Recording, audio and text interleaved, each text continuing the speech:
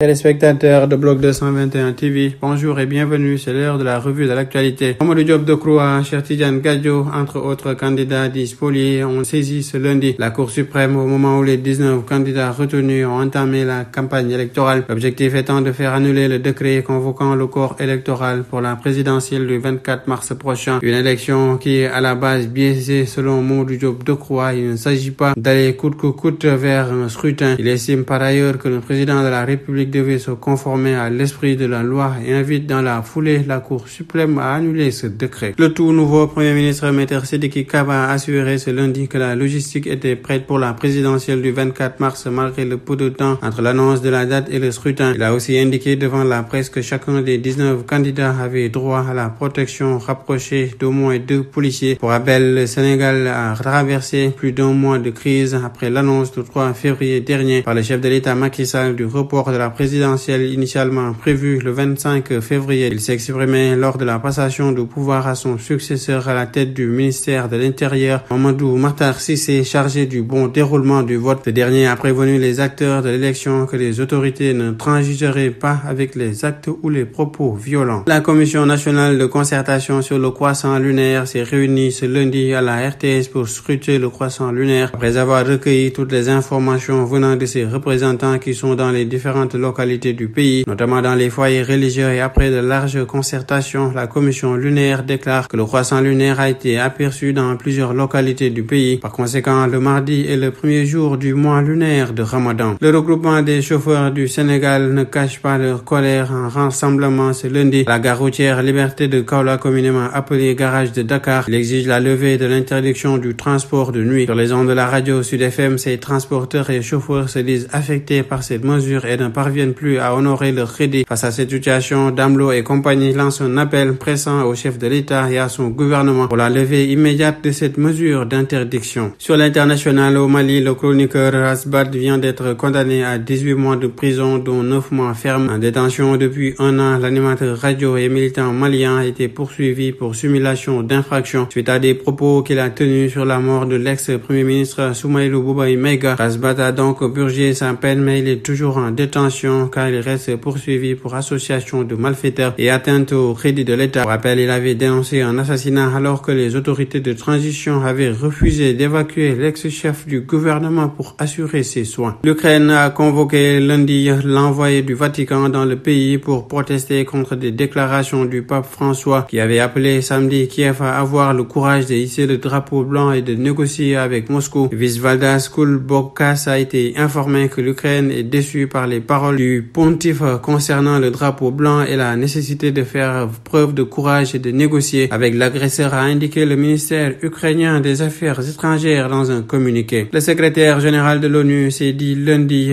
atterré de la poursuite du conflit à Gaza malgré le Ramadan, appelant à faire taire les armes et libérer les otages pour faire honneur à l'esprit du mois sacré des musulmans. Selon Israël, 130 otages se trouvent encore à Gaza, dont 31 seraient morts sur environ 250 personnes enlevées lors d'attaques sans précédent du Hamas contre Israël le 7 octobre dernier. Il s'est également alarmé d'une possible offensive terrestre israélienne sur Rafah qui ferait chuter la population de Gaza encore plus profondément dans les cercles de l'enfer. Il a d'autre part répété son appel lancé la semaine dernière à un cessez-le-feu au Soudan pour le mois sacré de Ramadan, dans l'intérêt de la population qui subit la faim, les horreurs et une épreuve indescriptible. En sport, Sadio Mané et Al Nassr ne seront pas présents en demi-finale de la Ligue des champions d'Asie. Déjà distancé en championnat par Al Hilal de Kalidou Koulibaly, Al Nassr a été éliminé ce lundi en quart de finale de la Ligue des champions par le club des Émirats arabes unis Al Ain, battu à l'aller 2-0. Le club de l'attaquant sénégalais, qui a été mené de 2-0 dans ce match retour, a réussi à renverser la situation en s'imposant par 4-3 après prolongation. Et les coéquipiers de Cristiano Ronaldo ont finalement été éliminés au tir au but 3-1. C'était tout, mesdames et messieurs. Nous vous donnons rendez-vous dans un autre numéro. D'ici là, restez avec nos programmes. Bloc 221 TV.